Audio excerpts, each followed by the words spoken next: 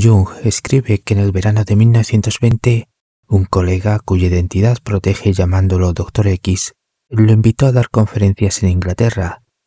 En espera de la visita de Jung, el Dr. X había encontrado un lugar adecuado para pasar los fines de semana, una encantadora casa de campo en Buckinghamshire, a un precio ridículamente bajo. Después de dar información detallada sobre la distribución de la casa y su habitación, Jung relata: la primera noche, cansado del intenso trabajo de la semana, dormí bien. El día siguiente lo pasamos paseando y conversando. Esa noche, bastante cansado, me acosté a las 11, pero no pasé del punto de sopor. Caí en una especie de letargo, que era desagradable, porque me sentía incapaz de moverme. También me pareció que el aire se había vuelto sofocante y que había un olor indefinible y desagradable en la habitación. Pensé que me había olvidado de abrir las ventanas. Finalmente, a pesar de mi letargo, me vi obligado a encender una vela. Ambas ventanas estaban abiertas y un viento nocturno soplaba suavemente por la habitación, llenándola con los aromas florales del pleno verano. No había rastro del mal olor. Permanecí medio despierto en mi peculiar estado hasta que vislumbré la primera luz pálida del alba a través de la ventana del este. En ese momento el letargo se desvaneció de mí como por arte de magia y caí en un sueño profundo del que no desperté hasta las 9. El domingo por la noche le comenté de pasada al Dr. X que la noche anterior había dormido muy mal. Me recomendó beber una botella de cerveza, lo cual hice, pero cuando me fui a la cama me pasó lo mismo. No pude pasar del punto de somnolencia. Las dos ventanas estaban abiertas. El aire era fresco al principio, pero después de media hora pareció volverse malo. Se volvió rancio y viciado, y finalmente de alguna manera repulsivo. Era difícil identificar el olor, a pesar de mis esfuerzos por determinar su naturaleza. Lo único que me vino a la cabeza fue que había algo enfermizo en él. Busqué esta pista a través de todos los recuerdos de olores que un hombre puede recopilar en 8 años de trabajo en una clínica psiquiátrica. De repente recordé a una anciana que sufría un carcinoma abierto. Era, sin lugar a dudas, el mismo olor enfermizo que tantas veces había notado en su habitación. Como psicólogo me pregunté cuál podría ser la causa de esta peculiar alucinación olfativa, pero no pude descubrir ninguna conexión convincente entre ella y mi estado actual de conciencia. Me sentí muy incómodo, porque mi letargo parecía paralizarme. Al final no pude pensar más y caí en un sopor aletargado. De pronto oí el ruido del agua goteando. ¿No he cerrado bien el grifo?, pensé.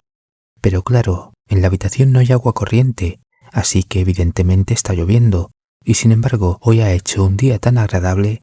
Mientras tanto, el goteo continuaba con regularidad, una gota cada 2 segundos. Me imaginé un pequeño charco de agua a la izquierda de mi cama, cerca de la cómoda. Entonces el techo debe tener goteras, pensé. Finalmente, con un esfuerzo heroico, según me pareció, encendí la vela y me acerqué a la cómoda. No había agua en el suelo, ni tampoco una mancha de humedad en el techo de yeso. Solo entonces miré por la ventana. Era una noche clara y estrellada. El goteo continuaba. Pude distinguir un lugar en el suelo, a unos 40 centímetros de la cómoda, de donde provenía el sonido. Podría haberlo tocado con la mano.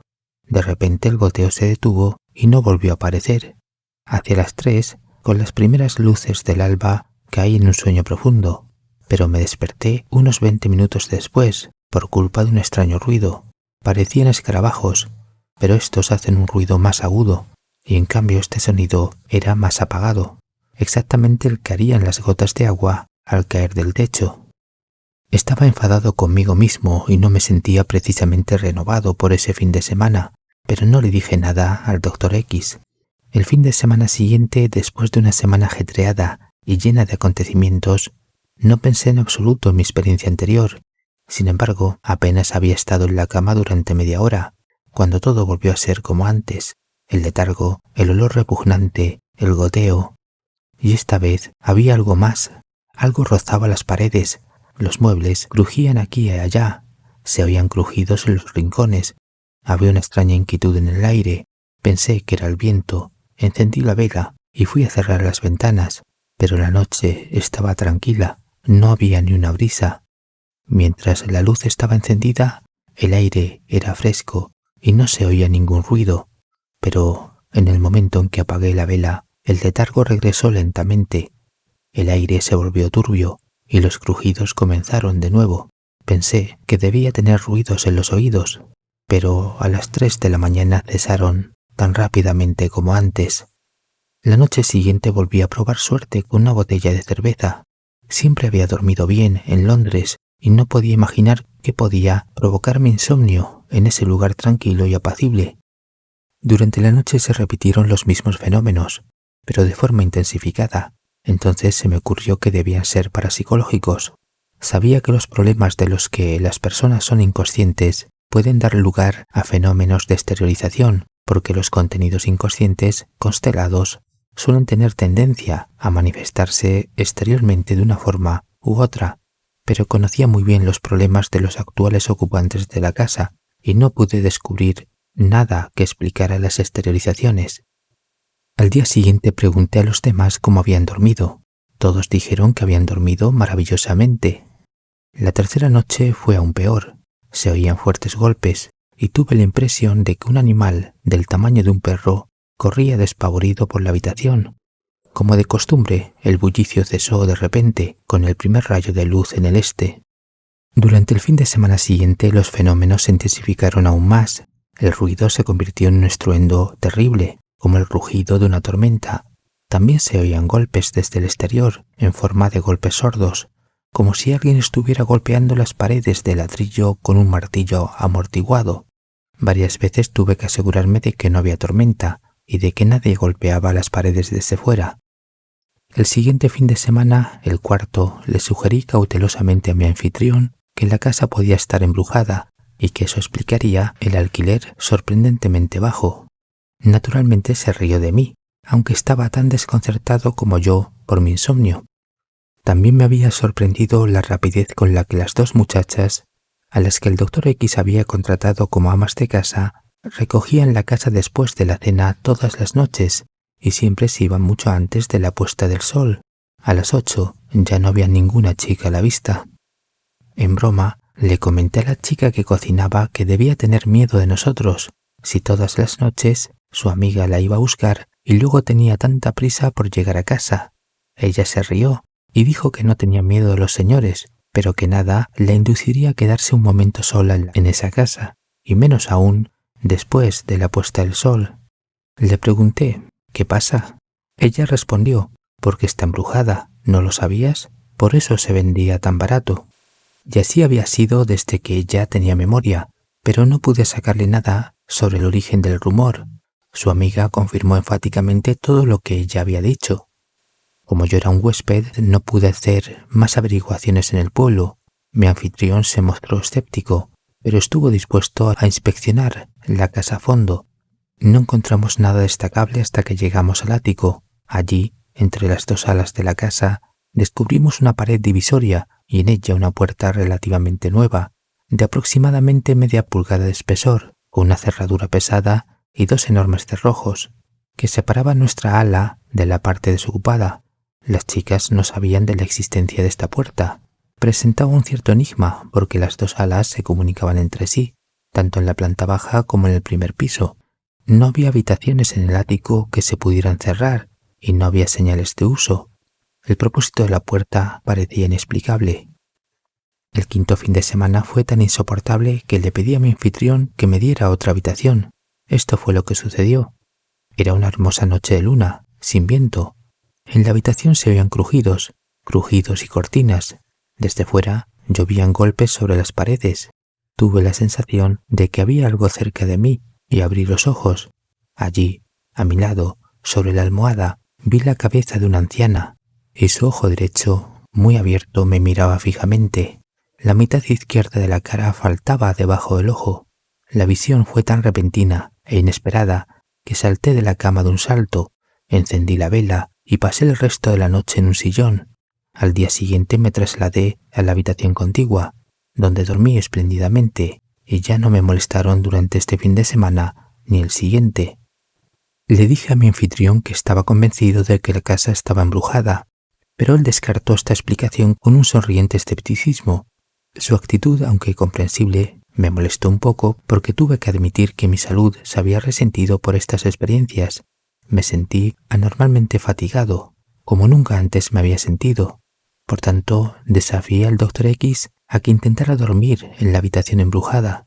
Él estuvo de acuerdo y me dio su palabra de que me enviaría un informe honesto de sus observaciones. Iría solo a la casa y pasaría el fin de semana allí para compartirme su experiencia con la mayor objetividad posible. A la mañana siguiente me fui. 10 días después recibí una carta del Dr. X. Había pasado el fin de semana solo en la cabaña. Por la noche estaba todo muy tranquilo y pensó que no era absolutamente necesario subir al primer piso. Después de todo, el fantasma podía manifestarse en cualquier lugar de la casa, si había alguno. Así que instaló su catre en el invernadero y como la cabaña estaba realmente bastante solitaria, se llevó una escopeta cargada a la cama. Todo estaba en un silencio sepulcral. No se sentía del todo a gusto, pero al cabo de un rato casi logró dormirse. De pronto, le pareció oír pasos en el pasillo. Encendió inmediatamente una luz y abrió la puerta de golpe, pero no había nada que ver. Volvió a la cama malhumorado, pensando que yo había sido un tonto. Pero no pasó mucho tiempo antes de que volviera a oír pasos, y para su desconcierto descubrió que la puerta no tenía llave. Empujó una silla contra la puerta, con el respaldo bajo la cerradura, y volvió a la cama. Poco después, volvió a oír pasos, que se detuvieron justo delante de la puerta. La silla crujió, como si alguien estuviera empujando la puerta desde el otro lado. Entonces instaló su cama en el jardín, y allí durmió muy bien. La noche siguiente volvió a poner su cama en el jardín, pero a la 1 empezó a llover, así que metió la cabecera de la cama bajo el alero del invernadero y cubrió los pies con una manta impermeable. De esta manera durmió tranquilo. Pero nada en el mundo lo induciría a dormir de nuevo en el invernadero. Ahora había renunciado a la cabaña. Poco después, el Dr. X me dijo que el propietario había mandado derribar la casa, ya que no se podía vender y había asustado a todos los inquilinos. Lamentablemente ya no tengo el informe original, pero su contenido quedó grabado indeleblemente en mi mente. Me dio mucha satisfacción que mi colega se riera tanto de mi miedo a los fantasmas en aquellas semanas de junio y julio de 1920, pero la mayor de las satisfacciones fue que el Dr. X dejó de insistirme para que fuera nuevamente a Buckinghamshire para conocer la fiesta celta de Samhain. Sin embargo, para Carl Jung, Halloween se adelantó en esos meses de verano, ya que en esa casa embrujada el psicólogo suizo sufrió una experiencia paranormal, con parálisis, malos olores, ruidos extraños y presencia de entidades con formas animales y humanas. Esta experiencia no fue publicada hasta 1950, pero la casa embrujada fue destruida después del Samhain de 1920, como si esto fuera la única solución para cerrar el portal con el otro mundo. El Dr. X fue Helton Godwin Weiss, un psicólogo analítico y escritor inglés, amigo y traductor de Carl Jung, que falleció en 1943. Buenos días, buenas tardes y buenas noches.